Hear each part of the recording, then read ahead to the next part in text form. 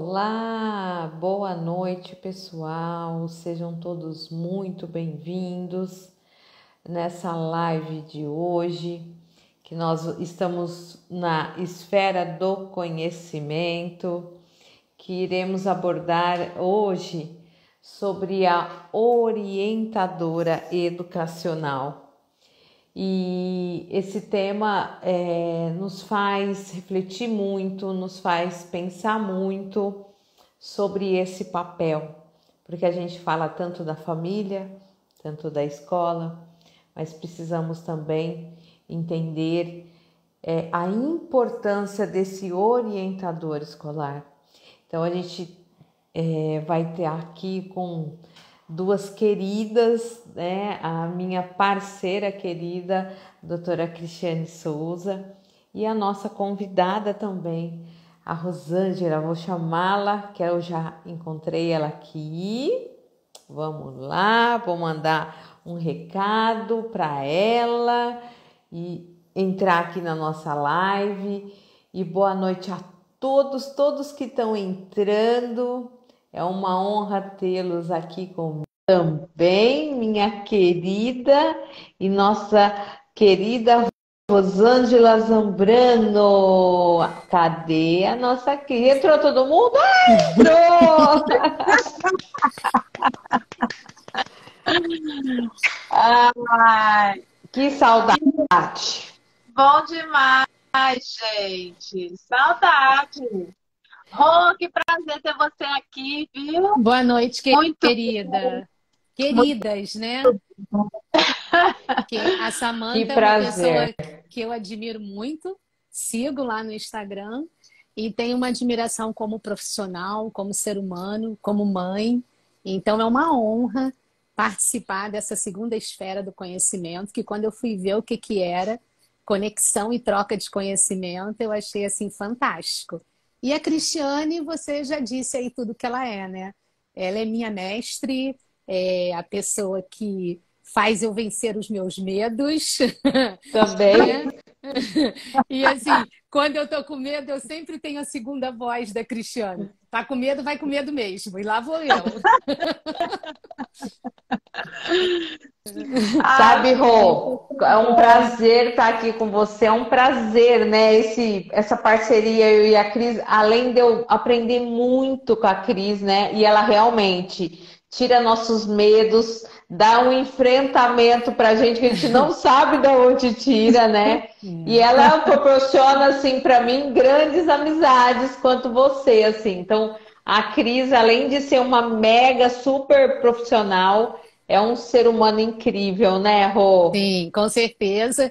E acho que a gente faz aqui um trio bem bacana, porque acho que a gente comunga das mesmas ideias e é um prazer assim compartilhar esse primeiro momento com você, de ser assim escolhida para conversar sobre a orientação educacional. Então assim, estou muito feliz, muito honrada e muito emocionada. bom Imagina. demais, gente. Meninas, obrigada por todo o carinho. Muito obrigada. Vocês sabem que eu sou uma defensora aí do processo de inclusão, né? Como pessoa, Cristiane, depois como profissional, né? Semana passada até a Sá falou assim, nossa, achei você murcha, achei você triste, né? Porque eu tinha vivido uma questão no processo de inclusão que eu estava bem triste mesmo, e naquele dia eu estava bem triste, porque eu acho que é notório, eu não consigo esconder, sabe? Todo mundo percebe quando eu tô triste. Falei pra ela, tava mesmo, tava brava, né? Até falei brava, não foi isso, não. E a gente pensou, quando a gente parou para organizar a esfera do conhecimento desse ano, né? A gente pensou, a gente trouxe ano passado vários profissionais que trabalham com os transtornos, com as síndromes, né? E a gente pensou em trazer, né, a comunidade escolar, né, os gestores, a família. Então, é muito importante, a gente iniciou aí com você, como orientadora educacional, né, da sua competência, a gente faz muita troca, e a esfera do conhecimento é exatamente isso, onde a gente vai trocar olhares para as reflexões, né? E a gente, Regilene, vai falar aqui o papel do orientador educacional no processo de inclusão. Então, eu acho que quando um especialista, né, ou quando chega um relatório, quando chega uma avaliação para a mão da orientadora educacional, o que que ela precisa pensar para organizar, né? O que que ela precisa pensar nesse sujeito, nesse aprendente, nesse aluno, para ela poder, né, ter uma inclusão de verdade. Então, a gente está aqui hoje para refletir esse processo, né? E que a gente sabe que não é um processo fácil, ninguém está vendendo aqui, né, nenhum sonho, a gente sabe. É um processo onde a gente precisa estar por inteiro nele, não dá para fazer, né, pela metade. E eu queria que você começasse, né, sabe, me permitindo aí de passar a palavra, né? Qual é a função do orientador educacional na escola, Rô? Então, Cris e Samantha, a minha formação, eu sou professora e fui fazer orientação educacional.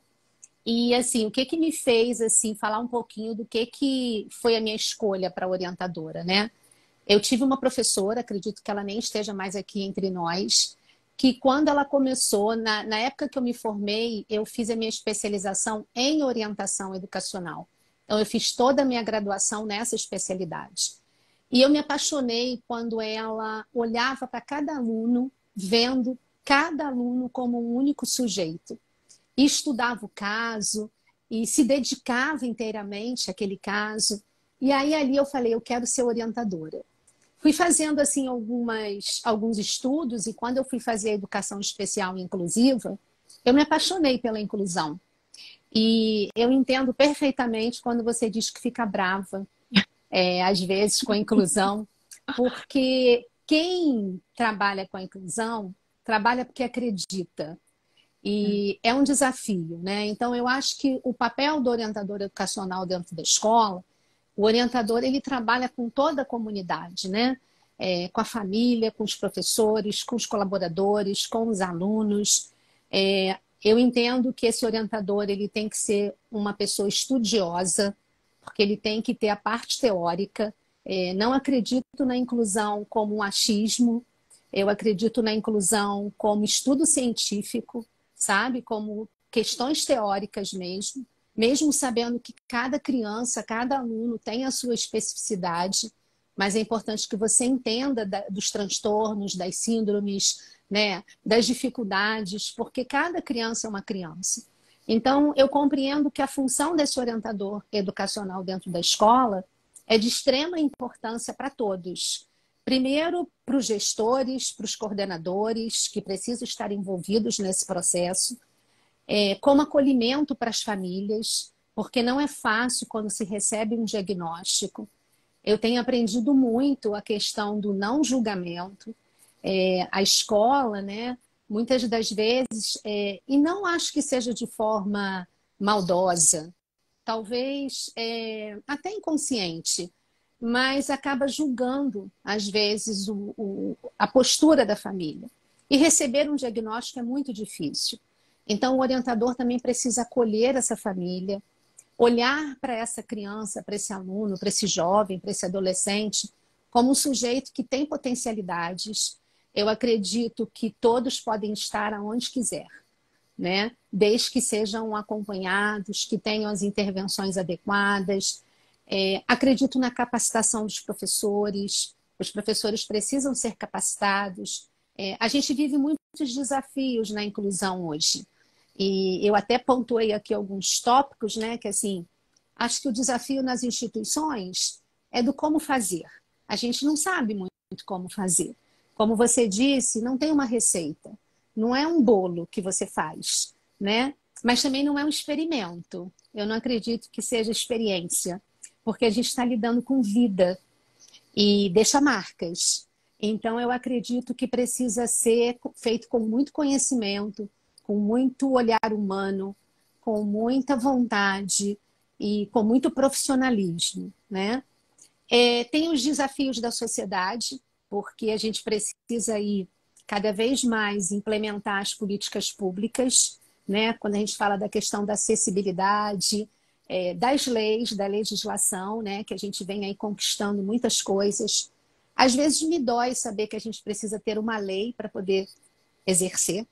Eu acho que não deveria ter. A gente precisaria fazer sem ter lei. Mas que bom que tem a lei, porque aí a gente obedece, né? Porque assim, a gente usa cinto de segurança porque senão ganha multa. Então vamos obedecer à lei, né? Já que tem ela ali para a gente cumprir. Tem também os desafios da família. A família não sabe o que fazer.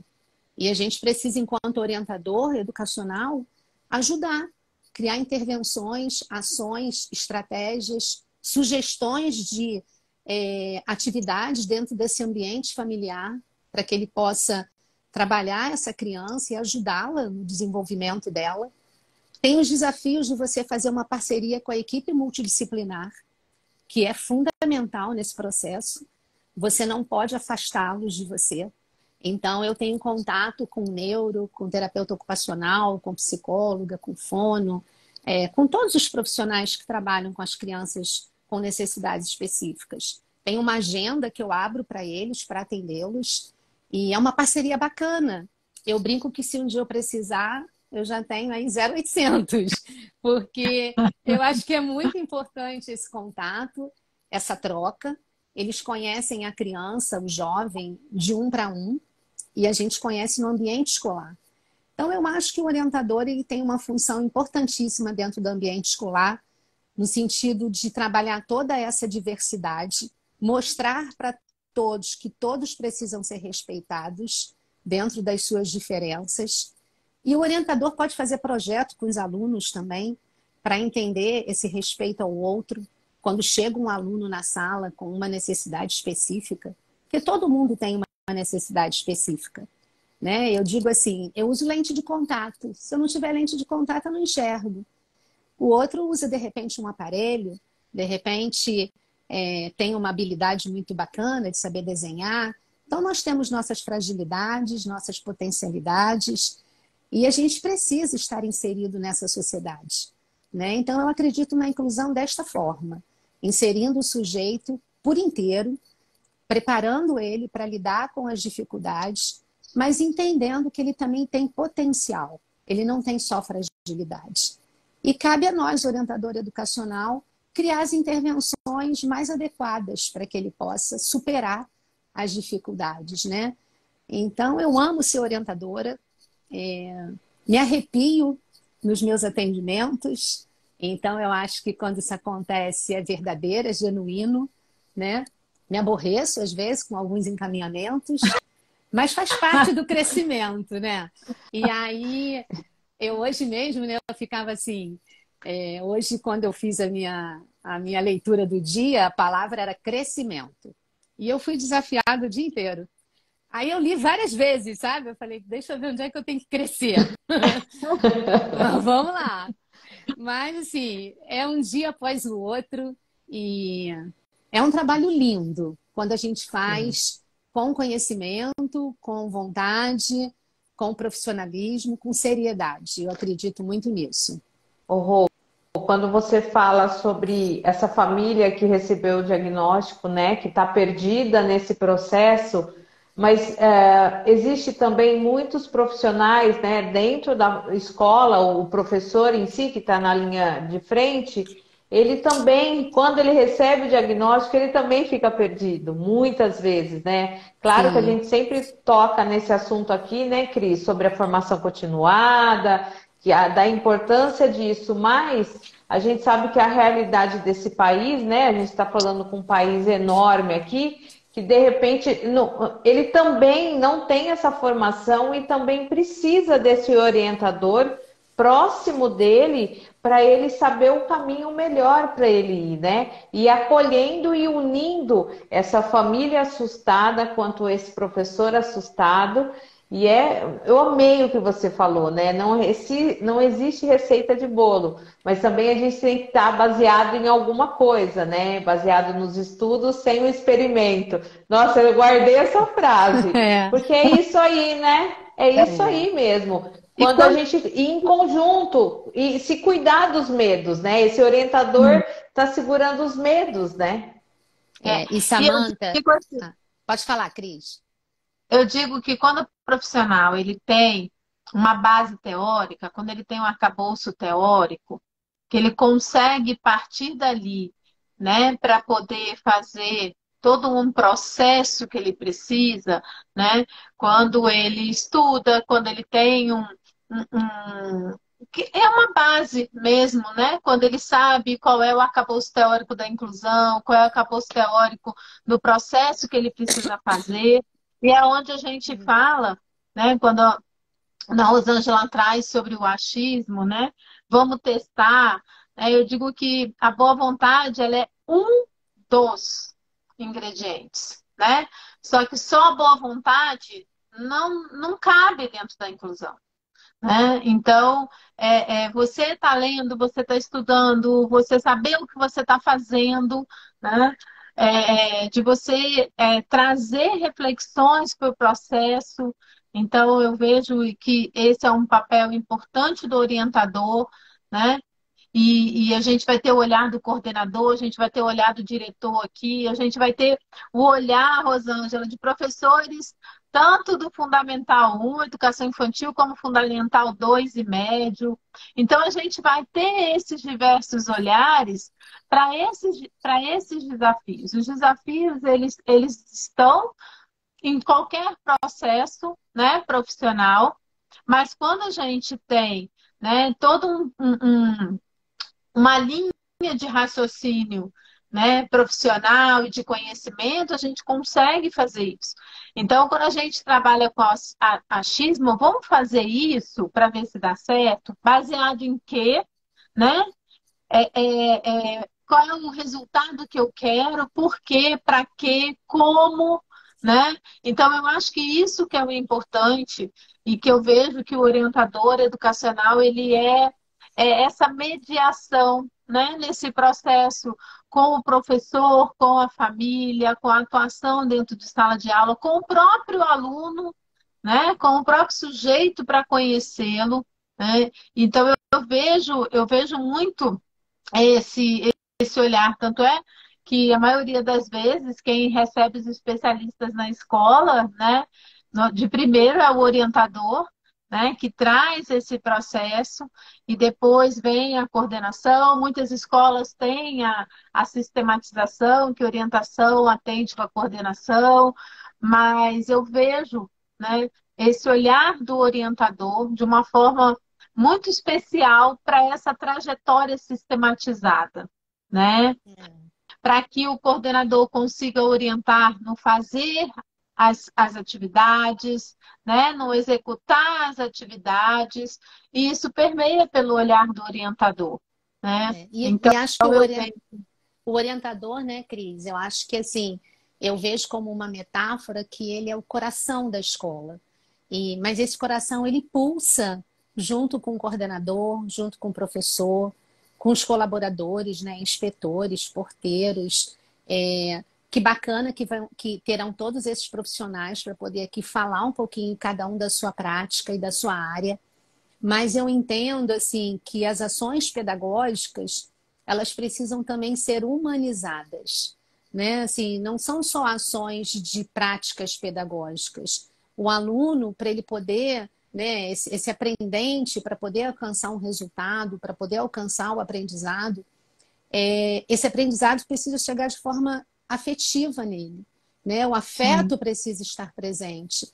Então, quando a Samantha fala de que a gente lida com os medos ali, o professor hoje também, e como professora que eu comecei, né, que é a minha formação inicial, eu vejo que às vezes eles ficam muito preocupados com as questões do cumprimento do calendário, com o cumprimento dos processos burocráticos da escola, que faz parte do sistema escolar. Não é uma crítica, é uma realidade, né? com a demanda que tem hoje na sala de aula, porque, na verdade, nós não fomos preparados para lidar com a diversidade, né? Lá na faculdade, agora, ultimamente, vem sendo trabalhado isso, assim, muito aos pouquinhos. A gente não se falava em inclusão, né? E hoje a gente tem, dentro de uma sala de aula, uma variedade de necessidades específicas e que o professor não sabe como lidar. Ele quer fazer, ele tem boa vontade, mas ele precisa de ajuda. Então, assim, como orientadora educacional, eu sempre tento dar apoio ao professor de encorajamento, sabe? De mostrar para ele que mesmo quando ele não fez uma coisa bacana, não ficar fixado naquilo, mas seguir em frente. E quando a gente estuda, a gente tem essa responsabilidade de dividir com o professor o conhecimento. Então, a gente pode dar para ele ideias, intervenções. Ele se sente seguro, ele se sente apoiado. Você incentivar o professor a estudar. Quando você vê um aluno dentro daquela sala, por exemplo, uma criança com dislexia, traz para esse professor o conhecimento do que é a dislexia. Mostra para ele o que é um TDAH. Às vezes, assim, você escuta: ah, mas o que eu faço com ele? E aí eu tento mudar a frase, sabe? Eu digo assim: repete o que você falou. Como a gente vai fazer com ele e com os outros? Porque às vezes a estratégia não precisa ser só para ele, pode ser para todo mundo, pode ser para a turma toda. Você não está beneficiando só aquele aluno. Então, assim, eu vejo o orientador educacional, um profissional, que ele precisa estudar. Ele precisa estar atento às informações, ao conhecimento, mas informações fidedignas, porque não é qualquer informação, né? Não pode ser assim: ah, eu vou lá no Google e vou pesquisar como eu vou fazer. Não, eu vou estudar, né? E como professor, que eles têm uma demanda de muito trabalho, precisa estudar. Porque você precisa olhar para aquele seu aluno como um ser único. Ele não tem... Eu não vejo a inclusão colocando ela dentro de uma caixinha, dentro de um manual. Olha, para quem tem dislexia, a gente vai fazer isso, isso, isso, isso. Para quem tem TDAH, isso, isso, isso. Para quem tem autismo, não. Porque às vezes ele tem uma dificuldade, ele tem um transtorno e ele caminha super bem, né? Enquanto aquele que não tem diagnóstico nenhum, às vezes dá muito trabalho, né? Comportamental. Então, assim, para cada um tem uma intervenção. Para cada um é um estudo de caso. Por isso que demanda de um conhecimento, porque o que você faz para um não serve para o outro, né? Então, eu vejo como um grande elo aí o orientador educacional dentro da escola, contribuindo com esse processo de aprendizagem, de desenvolvimento, enquanto ser humano, para estar dentro dessa sociedade. Você sabe que esse ano, no começo do ano, até pedi super socorro para a Cris, eu estava muito insegura e fui numa escola de ensino médio, que eu não tenho essa habilidade, né? Esse manejo de conversar com professores especialistas, né? Não pedagogos, é diferente. Eu até passei o slide para a Cris. Cris, olha, me ajuda. A gente pedindo socorro para a Cris. Mas é muito legal que eles têm pouca experiência, né? No caso, eu fui no tema de dislexia, conversar com o pessoal, fazer essa troca, mostrar estratégias que eram possíveis. E vários veio com algumas ideias que eles falaram: gente, essa estratégia que a gente pode, de repente, utilizar, trocar um texto por um vídeo, gente, a gente pode usar isso e abrir uma discussão desse tema. A gente pode usar para todo mundo. Então, aquele que tem dislexia, que é um texto denso, uma matéria densa, vai ficar gostosa a aula para todo mundo. Então, assim, eles mesmo começaram a perceber que aí eu falei: gente, isso é incluir. Não é você fazer um material fechado para uma criança com dislexia, no caso, que era meu tema, chegar e falar: não, você que tem dislexia, você vai fazer isso.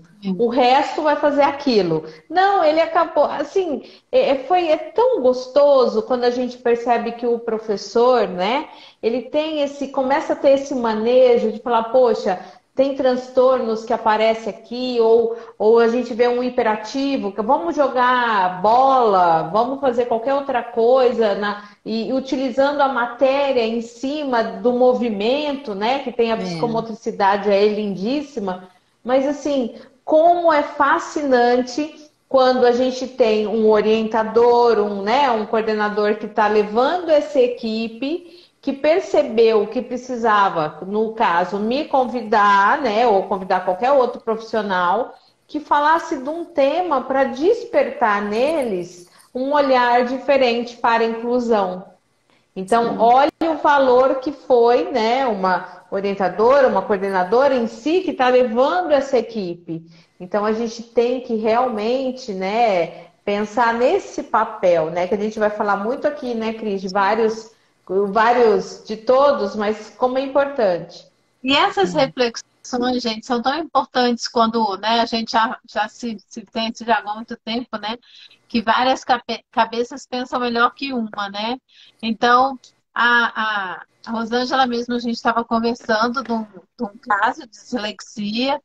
Quando ela me trouxe o processo, aí eu falei assim, e se, né, fizer assim, assim, assim, né? Eu acho que vai ter mais proveito e tal. Ela, nossa, legal. E organizou da forma que a instituição traz e que a família pode, que, né? Então, essa troca, ela é muito importante para o orientador, e o que eu falo, não existe trabalho do especialista só dentro do consultório, né? Essa relação do orientador com o especialista, ela é e vai sempre ser muito importante, né? Então, por quê? Porque essa visão clínica, ela vai ajudar num processo, no ambiente institucional escolar. Muitas vezes, com orientação, a gente sabe que nem tudo dentro de um consultório vai, né, de um para um, mas dentro de uma sala, mas pode, a partir disso, o orientador ter ideias para dentro da instituição, né, dentro da sala de aula. Então, eu digo que o papel do orientador como mediador dessa comunidade escolar, ele é fantástico, porque ela já vai levar essa ideia para o coordenador, que vai trabalhar com o professor, e que ela vai fazer e vai olhar esse processo em sala de aula, já vai acolher essa família com essas novas perspectivas. Então, eu vejo dentro desse processo, né, possibilidades, e essas possibilidades mais certeiras, né? Então, é isso que eu penso, né? Quando uma escola fala assim, não, então a gente tira esse... Melhor a gente tirar, então, esse processo avaliativo.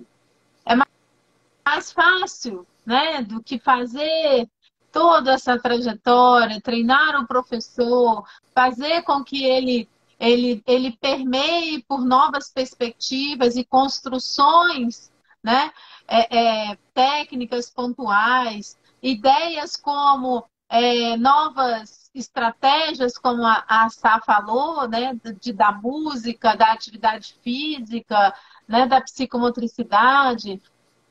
E aí a gente fala, né, se faz o que é mais fácil ou se faz o que transforma de verdade, né? Então, às vezes eu fico brava mesmo. Eu acho que a gente, né, Samantha e Cristiane, a gente, enquanto escola, né, enquanto profissional, a gente precisa se despir de algumas vaidades, quebrar alguns paradigmas. A escola não é mais a escola de antigamente, e não adianta a gente só falar, que às vezes a gente tem uma fala, mas a gente não tem a prática, né? Então, assim, a gente fala uma coisa e a gente faz outra coisa. Então, assim, não tem quem sabe mais, tem quem pode todo mundo junto transformar e pensar. Então, quando eu digo assim, se despir das vaidades, é se despir desse ego mesmo, sabe? Porque o educador tem muito disso, sabe? Assim, de dificuldade, às vezes, de trocar. É muito interessante que a educação infantil e o Fundamental 1 o professor ainda tem assim, um olhar diferente do professor especialista, né? Daquele professor do ensino médio.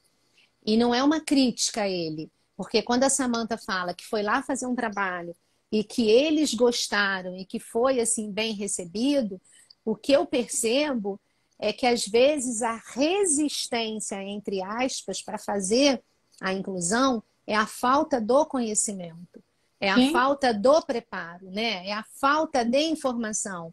Então você fala para ele, olha, faz uma intervenção na sala, faz uma prova adaptada. Ele fala, eu não sei. Como que eu faço isso? E quando você traz isso para ele, traz uma leveza e ele começa a perceber que ele é capaz de fazer. E ele traz tantas ideias, tantas sugestões, que às vezes ele nem percebe que ele já fazia. Que aquilo que está ali sendo implementado, ele já fez de uma outra maneira, né? Então, assim, é se despir realmente dessas questões pessoais em prol de uma inclusão verdadeira, né? O que é incluir? É só fazer alguma coisa específica para alguém? Será que é isso? Será que é só isso? É criar um recurso? E aí tem uma outra fala, né, que às vezes me aborrece. A gente vai facilitar para ele, né? A gente vai dar o recurso, a gente está facilitando.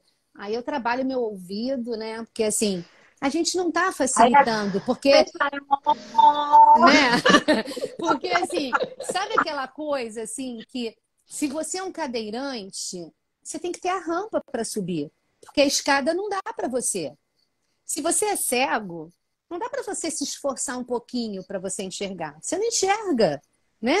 Então, assim, se você não compreende, se esforça um pouquinho mais. Então, não é isso. É a gente entender que o recurso, que a estratégia, ela vai quebrar uma barreira para que aquele sujeito possa evoluir, possa progredir. A gente não vai dar resposta, a gente não vai facilitar nada. A gente vai ajudar, a gente vai contribuir. E esse sujeito ele vai tendo o amadurecimento, né? Ele, enquanto sujeito, ele vai criando uma maturação cerebral que ele vai se adaptando, né? Graças a Deus tem aí a neuroplasticidade e que ele vai se adaptando a esses recursos que você dá para ele. Mas aí isso é estudo, volto novamente a falar. Tem que estudar, tem que conhecer o assunto para poder realmente trazer essa informação de forma correta. Você sabe que você falou uma coisa que me lembrei, até no dia a pessoa me falou assim, eu fiz uma pergunta, né, para algumas pessoas, qual o melhor tipo, como que eles estudavam, né, na faculdade, qual era a estratégia melhor? Cada um falou uma maneira. Aí até um falou do mapa mental, né, porque ele estava preocupado porque a matéria era química, muito densa e tinha muita coisa para as crianças, né? Dizer, 15 não é mais criança, mas assim, para os jovens da sala pegar tudo aquilo. Eu falei, então, em mapa mental, você nunca usou? Nossa, eu só estudava com mapa mental. Produz um mapa mental com todo mundo. E esse disléxico vai ficar muito feliz e vai entender. Então, assim, são coisas, gente, que eu percebo assim, nessa conversa, nessa reflexão que eu tive com os professores, é tão mais simples, né? A gente tenta inventar tanta coisa que é tão mais simples e são práticas que muitas vezes a gente já faz. É o que você falou. E nunca observou que isso vai ajudar tanta gente, né? Igual a educação infantil. Por que que a gente se esqueceu das brincadeiras antigas, né? Por que que a gente esqueceu da amarelinha, de pular corda? A gente não vê mais isso na educação infantil, é incrível, né? É tanta coisa que as pessoas estão pensando em tanta coisa, tão mais sofisticada, né?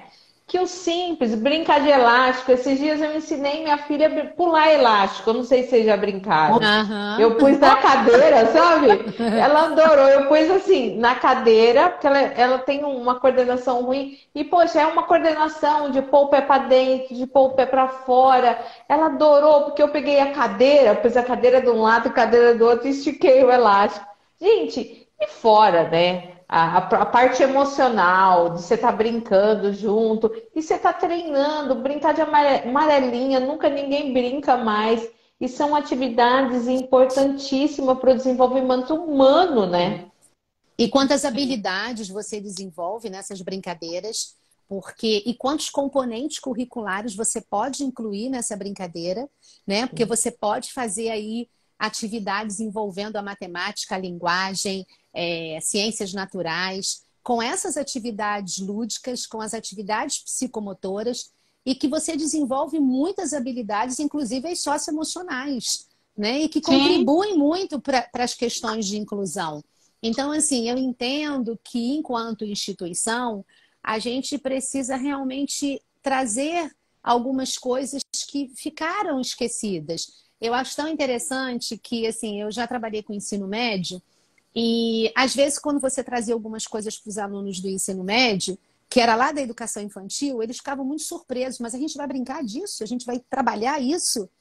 E aí, assim, é como se eu vejo assim, você está na educação infantil, aí quando você vai para o Fundamental 1, é uma mudança que parece que você mudou de mundo. Né? Porque assim, muda o parquinho, muda o horário do lanche, muda a estrutura curricular, muda tudo. E aí, quando você vai para o Fundamental 2, então parece que você já é grande, né? Você está já no outro planeta. Ensino médio, então, a gente nem fala, né? E aí a gente vem com todas essas dificuldades que a gente vem vivendo aí no momento também, dessas questões emocionais, né? Da questão da saúde mental, que está muito sim. inserida dentro do ambiente da escola e que tem muito a ver com a inclusão também, né? Porque a inclusão a gente está falando aí das necessidades específicas, mas não só as diagnosticadas, mas a gente fala também das psicológicas, né? Que são muitas hoje. A pandemia trouxe isso aí para a gente. E como que a gente inclui um aluno com depressão? Como que a gente inclui um aluno com pânico, com medo? Né? É uma inclusão. Né? Então, Sim. assim, são várias questões, né? Eu tenho questões de inclusão social dentro da escola, que não basta só ter um aluno dentro da escola, é uma inclusão social. Então, a gente tem que ter esse olhar para discutir, para refletir, para construir caminhos, né? Criar rotas, para que a gente possa atingir verdadeiramente esse sujeito. E o orientador ele tem uma responsabilidade de trazer esse cidadão para a sociedade. E um cidadão crítico, reflexivo, com opinião, com voz ativa, participativo, colaborativo. Essa é uma responsabilidade do orientador também. Quando ele vai conversar com o aluno, com a criança, não é só a fala dele, né? Ele tem que fazer com que esse aluno fale, que ele se coloque, que ele dê a opinião dele. Então, quando eu estou conversando, eu pergunto, o que você acha? E mudar, às vezes, até o meu encaminhamento. Poxa, eu acho que a gente pode fazer desse jeito, vamos. Então, assim, é trocar realmente esses saberes, né? As crianças são muito inteligentes, elas têm muito conhecimento, muito potencial. Eu adoro mapa mental, eu adoro trabalhar com mapa mental, e quando você falou, eu fiz até aqui um acrósticozinho com a palavra inclusão, porque para mim eu gosto muito dessa coisa assim de metáfora, de mapa mental, que você guarda de uma forma muito mais significativa, né? Então, assim, é como cada um aprende, é como Isso cada quer um. dizer, é personalizado, né? Cada um tem o seu mapa mental É. mesmo, né? Você quer ver Isso o é meu mapa mental que eu fiz com a inclusão? Eu fiz assim, ó. Tá aqui, ó. Tá bonitinho aqui assim, ó. Eu fiz assim, ó. Inclusão. Aí eu botei o I, incluir. Mas um incluir verdadeiramente. O N de necessidades específicas. Fiz tipo um acróstico, né? Que cada um tem a sua necessidade. O C de conhecimento teórico. Achismo não dá. É conhecimento. L de legislação. A gente tem políticas públicas. A gente não está fazendo favor. É obrigação, né? O U de único. É um ser único. É individual. Cada um com a sua necessidade. O S de sociedade mais justa. É para isso que eu quero, como orientadora, trabalhar para essa sociedade mais justa, com equidade, né? Porque assim, tem que dar ao outro o que ele necessita, não igual para todo mundo. É aquela brincadeira do caixotinho, né? Então, assim, não adianta eu dar um caixotinho para quem é muito pequenininho, do mesmo tamanho de todo mundo. Ele precisa do caixotinho dele, né? Eu sou pequena. Não adianta querer me dar algo do tamanho da Cristiane. Não vai dar. Eu preciso de outra. A minha necessidade é diferente, né? O A de amor. Tem que ter amor. Tem que ter desejo de querer fazer a diferença, né? O O de olhar. Tem que ter um olhar humano. Um olhar de inclusão, sabe? Então, assim, o orientador educacional é peça fundamental, não desmerecendo nenhum outro profissional dentro da escola, porque todos são importantes, mas o orientador é um papel aí importantíssimo nesse processo, com todos, né? Com a família, com os alunos, com os professores, com ele mesmo, porque o orientador ele está sempre se vendo, né? E se revendo. Eu estou sempre me analisando, até quando eu fico brava, eu falo, por que que eu fiquei brava? Por que que me afetou? Né? O que que isso mexeu comigo? Por quê? Porque a gente se transforma também com cada situação. Então, o orientador ele tem também que olhar para si, para os seus procedimentos, para os seus encaminhamentos, porque a gente tem a nossa história e as nossas crenças, né? E essas crenças não podem ser limitantes, principalmente quando a gente trabalha com o outro, né? Então a gente quebra os Essa nossos sua medos. professora foi boa, hein? Foi, é Cristiane Souza. Ela foi minha professora, minha mentora. Ó, não largo ela nunca mais. Eu tô aí de mão dada junto com a Samanta. Quando eu tenho algum problema, eu passo o WhatsApp e grito. Ó, meu desejo é para Brasília.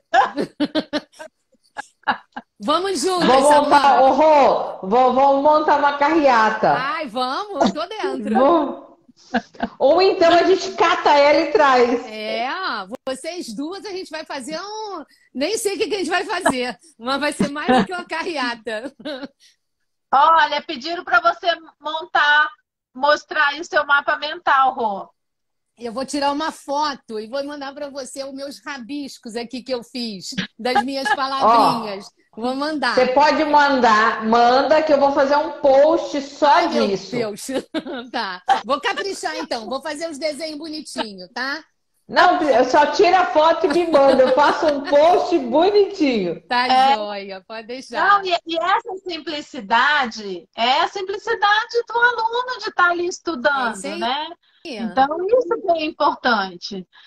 E, assim, qual o seu maior desafio diariamente como orientadora educacional? Ai, deixa eu pensar. Aguentar as amigas. Deixa eu pensar. Ô, Cris, aguentar as amigas. O meu desafio diariamente é tentar não formatar o que não pode ser formatado. Não sei se eu consigo me expressar, mas é tentar entender que não tem fórmula, sabe? Às vezes o que me aborrece é achar que tem um jeito igual para todos. Então, o meu desafio diário é ser algo muito dinâmico, muito vivo, onde tudo muda, se transforma, se modifica, porque cada família é uma família, cada família tem a sua funcionalidade, e às vezes a família está achando que ela está fazendo o melhor. Eu digo para os meus pais e mães, né, que assim, ninguém acorda e diz assim, hoje eu vou sacanear o meu filho. Ninguém faz isso, né? Ninguém tem essa intenção. A gente, enquanto pai e mãe, a gente quer sempre fazer o melhor. E a gente acha que está fazendo o melhor. Cada família tem uma funcionalidade, tem o seu jeito de funcionar. Hoje a gente tem muitos desafios, né? Guarda compartilhada, casas separadas, casamentos diferentes. São muitos desafios, mas eu acho que o que eu tento aí lutar diariamente é de não enquadrar as coisas dentro de uma caixinha, sabe? Mas de trazer inovação, reflexão, escutativa, escutar de verdade, sabe? Escutar esse professor, escutar esse aluno, escutar a família. Não é fácil, é desgastante, porque eu vejo que o orientador é muito engraçado.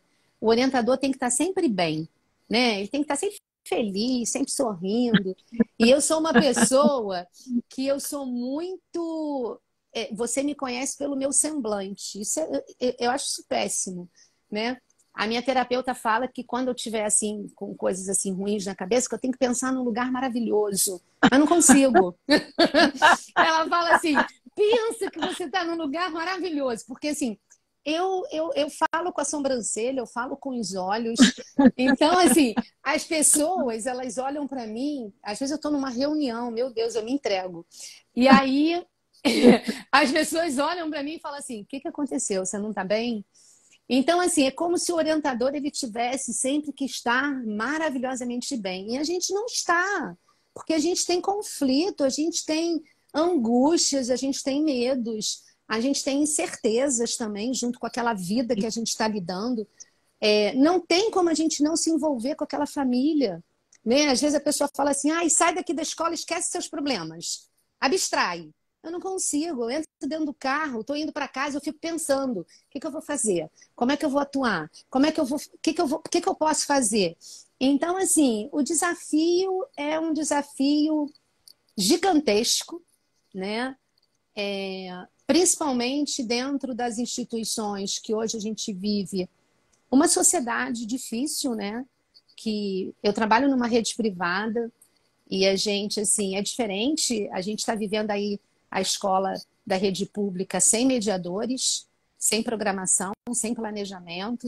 A gente ainda tem o privilégio na rede privada, a gente não tem tantos problemas como na rede pública, né? Você vê, a gente começa as aulas em fevereiro e não tem nada planejado para essas crianças. Elas chegam na escola e elas voltam, porque não tem professor para dar aula. Como é que fica o emocional dessa criança que estava lá na maior expectativa de ir para a escola? Então, o meu desafio diário é sempre. Aqui em Ribeirão Preto, as escolas municipais estão em greve. Nossa. É triste, gente. É triste. E a perda que houve na pandemia, né, também, porque as crianças tiveram um gap muito grande, né? As crianças, os adolescentes. E aí, essas crianças de inclusão, então, nem se fala, né? A forma que elas, assim, regrediram, porque os que já não têm nenhuma necessidade diagnosticada já regrediram, né? Em vários aspectos. E esses diagnosticados, mais ainda, né? Então, assim, mas eu acho que para a gente vencer os desafios é acreditar que a gente tem um propósito. Eu tenho um propósito de vida. Eu quero fazer diferença no mundo que eu estou. Eu quero acreditar, e eu vejo quando isso acontece com os alunos que têm necessidades, quando eles evoluem, quando eles crescem, você olha assim, e é de chorar. Quando você olha assim o progresso dele, o que ele fazia e como ele está fazendo. E é o que eu disse, eu me arrepio. Então, assim, enquanto eu estiver me arrepiando e às vezes chorando, enchendo os olhos d'água, né? Eu sei que eu estou fazendo o meu propósito. Então, assim, eu não estou brincando de escolinha, eu não vim para brincar, apesar de eu ter olhos verdes, eu não estou para brincadeira. Eu estou para estudar, eu estudo muito e quero continuar estudando. Cada vez que eu estudo mais, eu vejo que eu preciso mais, porque a gente vai vendo coisas novas, né? E, assim, muita gente precisa da gente. Muita gente, muita família, muito professor. Eu acho que quem é educador tem um propósito na vida, né? Não acho que é missão, acho que é propósito. Você tem uma proposta de transformar. Eu quero uma sociedade justa. Eu me emociono quando eu entro num restaurante e vejo uma pessoa com uma necessidade específica trabalhando ali, sabe?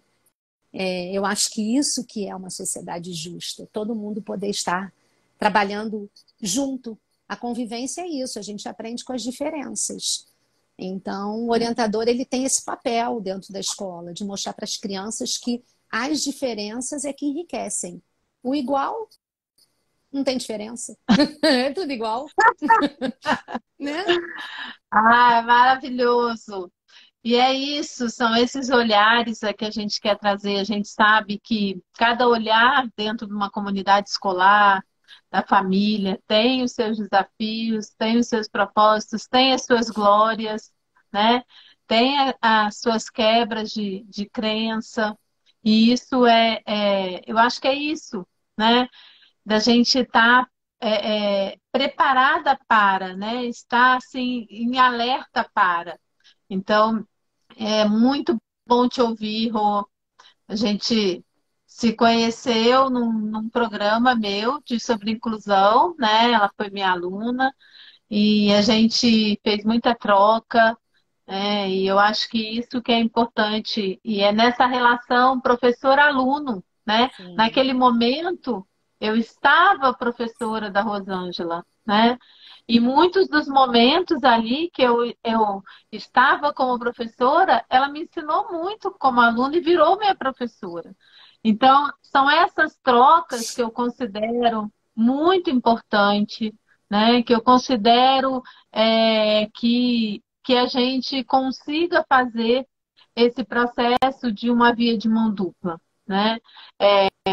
Aquele que ensina é aquele que aprende, não é só o professor-aluno, porque esse bate e volta vai sempre, né? Uma hora eu estou ensinando, uma hora eu estou aprendendo dentro do processo. Então, isso que eu considero muito importante. E esse olhar E, do orientador, que é maravilhoso dentro da é, escola. e isso me lembrou, Cris e Samantha, o quanto que como orientadora eu também aprendo com esses processos, sabe? Com a família, com o aluno. É, eu lembro que, assim, algumas coisas, assim, eu era um pouco mais formatada em alguns atendimentos com as famílias, sabe? E hoje eu já penso diferente. Algumas famílias até me perguntam em alguns atendimentos, mas por que não? E eu penso, por que não? Né? Então, assim, a gente está sempre aprendendo. É como você falou, é uma via aí de troca, né? Não é uma mão única. Então, De assim, jeito nenhum. é fundamental a gente olhar para esses questionamentos e se perguntar, por que não? Né? Por que não pode ser dessa forma? E não ser engessado. Eu acho da importância, eu vivi um pouquinho isso, da importância da gente escutar o nosso aluno. A gente esquece um pouquinho de perguntar o que ele acha que é bom para ele, Uhum. como é bom para ele, como é mais fácil para ele. E os nossos alunos, eles dão a resposta de alguma forma, ou no próprio comportamento, ou já no ensino médio, sabe sentar e falar. Assim, eu tive uma experiência com meu filho, eu gosto muito de colocar algumas experiências aqui, porque eu vejo que tem bastante mãe aqui sobre o primeiro colegial. A gente estava com muito medo, mas a gente fez um propósito de ter nada de adaptação. Mas assim, e escutei ele. Ele falou: mãe, o meu medo é nota. Eu falei: então tá bom. Então você vai ter nota. Só que eu quero que você vá e faça a prova. Então, assim, ele sabia que ele ia fazer prova, mas não ia ter nota. De qualquer forma, ele não, assim, o que ele Aham. tirasse lá não ia valer nada. Ele tirou 9,5 e 10 em todas as provas. Então, só esse processo que era o peso dele fazer a prova em si, não é que ele não tinha competência de fazer aquela prova, e sim era o medo de não tirar nota. Quando a gente escutou isso, a gente tirou esse medo dele. Ó, você vai fazer, se você não souber nada, nenhuma pergunta, fala, professor, não consigo, toma. Você vai ter outra oportunidade de fazer. A gente vai fazer no contraturno, a gente vai fazer de alguma forma, um trabalho, mas faça essa experiência. Que isso, ele foi melhor que um monte, mas assim, a gente escutou ele, né? Então, o medo dele era o medo de tirar a nota, então tiramos essa carga. Então, assim, vamos escutar nossos alunos, né? Vamos entender os medos, as qualidades que eles já mostram para gente, né? E aí a gente traça, né, esse É. trabalho em conjunto para todo mundo, né? E é aquela mão que a Cris acabou de falar. A gente está aprendendo com o nosso aluno e assim vai, né? É. Samantha, você me Exatamente. lembrou que, assim, como orientadora, tem às vezes alguns processos nas avaliações de alunos que necessitam do ledor. E aí tem uma expectativa enorme da família e às vezes do profissional. Às vezes o profissional fala, ele tem que ter um escrivão, ele tem que ter um ledor, ele tem que ter isso, ele tem que ter aquilo. E você vê que aquela criança tem potencial para não precisar ter nada daquilo. Aí você tem que ir com o maior jeito para dizer para a família que aquela criança, ela consegue fazer aquilo. E a primeira coisa que eu faço é conversar com o aluno. Eu pergunto para ele, você quer que tenha um ledor para ler a prova para você? E eu explico por quê desse ledor. E aí é muito interessante, porque assim, isso faz muito bem para eles, porque eu digo para eles, você pode escolher. Para matemática você pode ter, para língua portuguesa, se você quiser, você não tem. O que que você quer? Você quer ficar lá, no espaço, lá junto com o seu grupo? Ou você quer ficar com uma pessoa te dando um suporte para você compreender de repente melhor? E aí é interessante porque eles falam assim para mim. Eu falo, você faz e você me diz depois o que que você achou. Eu gostei. Eu não quero. Eu quero ficar na minha sala. Às vezes eles dizem para mim assim, eu só quero para matemática. Língua portuguesa eu não quero. E aí é interessante que às vezes para outras pessoas é como se você... Mas como? Você está deixando a criança decidir? Mas ele é o ser mais importante desse processo. É como você está falando, ele precisa estar se sentindo bem. É ele o protagonista de tudo isso. E aí você tem que trabalhar com a família, trabalhar com o profissional, fazer ele confiar no que você está falando. Mas quando você mostra para ele que aquilo realmente é eficaz, deu resultado, e é como a Cris sempre disse para a gente nos nossos cursos, né? Transparência, planejamento, organização, mostrar para a família o que você está fazendo, deixar a família ciente do processo que está acontecendo. A família confia e aí ela entende que aquilo que você está fazendo está baseado num planejamento, numa organização. E você está dando voz a esse aluno, você está trabalhando a autoestima dele, né? Você está dando credibilidade a ele. Então isso é fantástico que você colocou. Você vê que às vezes a gente assusta uma criança de uma maneira desnecessária, bota um peso desnecessário. E é como você disse lá no trabalho com os professores. Às vezes é mais simples do que parece, mas tem medo, tem angústia, tem preocupação, tem tanta coisa junto que às vezes atrapalha o processo, né? Exatamente isso. Gente, se deixar, a gente fica aqui a noite toda que Deus dá. Olha, assim, já fez 1 hora já, viu, Cris? É verdade. Então, Rô, queria muito agradecer demais, assim, nossa conversa. Você iniciou, eu e a Sá já fizemos uma só gente, né, para dar esse pontapé inicial. Você, como convidada, aí, iniciou 2023. Queria muito agradecer, né, essa troca, essa disponibilidade. Eu sei que essa semana você está dodói, né? Eu tive Covid.